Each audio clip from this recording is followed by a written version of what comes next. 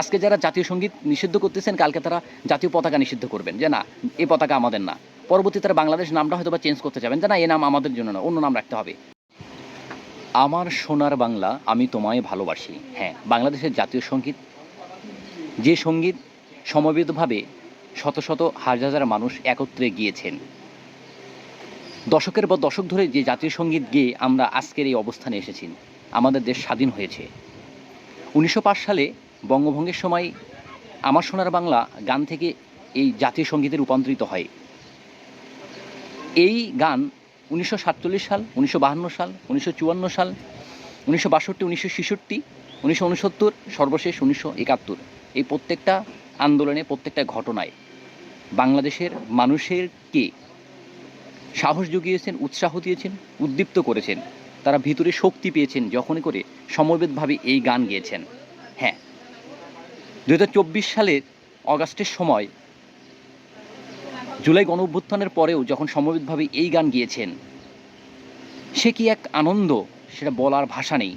লক্ষ লক্ষ মানুষ একত্রিত এই গান গিয়েছেন, জীবনে প্রথম, বাংলাদেশের প্রথম। এর আগেও গিয়েছেন, কিন্তু আমার দেখা সৌভাগ্য হয়েছিল সেই টিভিতে, হয়তো বা সেখানে যাওয়ার সৌভাগ্য হয়নি, কিন্তু যে একটা আনন্দ সেটা বলার, যখন শোনা যাচ্ছিল যে লক্ষ লক্ষ মানুষ একত্রিত এই জাতীয় সঙ্গীত গাইতেছেন, আমার সোনার বাংলা আমি তোমায় ভালোবাসি, বিশ্বাস করেন এত আনন্দ, এত শক্তি ভিতরে কাজ করে, এত সাহস কাজ করে, এত আনন্দ পাওয়া যায় ভিতরে, এত প্রশান্তি পাওয়া যায় ভিতরে, যা বলে শেষ করা যাবে না। হ্যাঁ, লক্ষ্য করে দেখুন, আমাদের জাতীয় ক্রিকেটাররা যখন মাঠে নামে বিভিন্ন দেশে গিয়ে, যখন তারা আমাদের জাতীয় সঙ্গীত গায়, দেখেন না কত সুন্দর লাগে, কত ভিতরে একটা সাহস লাগে, কত ভিতরে একটা আনন্দ অনুভূত হয়।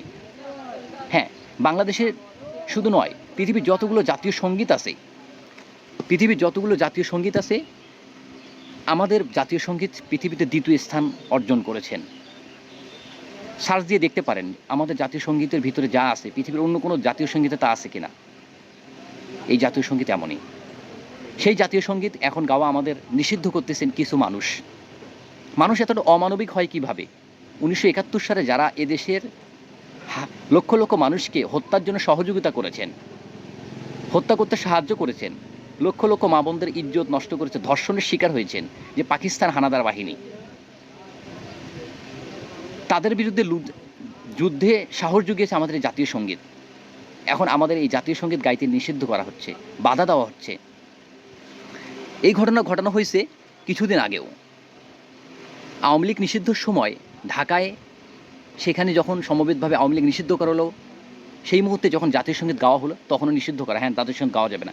আবার সাম্প্রতিক সময় দেখা যাচ্ছে বগুড়াতে, সেখানেও সংস্কৃতি যে সংগঠন আছে উদীচী, তারা সমবেতভাবে গানটি গাওয়ার সময় সেখানেও যা স্লোগান দেওয়া হচ্ছে, গান গাইলেই, জাতীয় সঙ্গীত গাইলে তারা বলতেছেন ইন্ডিয়ার দালাল, ইন্ডিয়ার দালাল। কেন? কারণ রবীন্দ্রনাথ ইন্ডিয়ার মানুষ, তিনি হিন্দু, যদিও তিনি এক বাংলাতে জন্মগ্রহণ করেছিলেন। এই যে ব্যাপার, তাহলে আমরা কি জাতীয় সঙ্গীত গাইব না?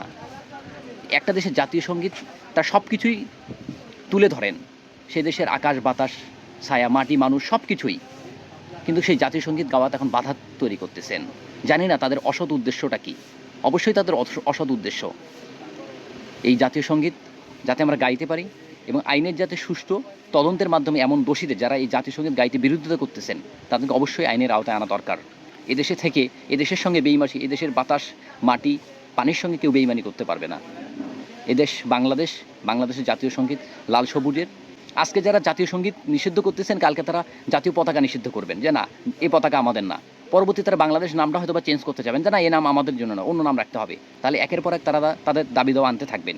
এই জন্য তাদেরকে এখনই রুখিত হবেন, তাদের বিরুদ্ধে এখনই ব্যবস্থা নিতে হবে যে না, আর নয়, যা করেছেন অনেক অন্যায় করেছেন, এখন এই অন্যায়ের অপরাধের ক্ষমা চেয়ে অবশ্যই ভুল বুঝে সঠিক রাস্তায় আসেন। আসসালামু আলাইকুম।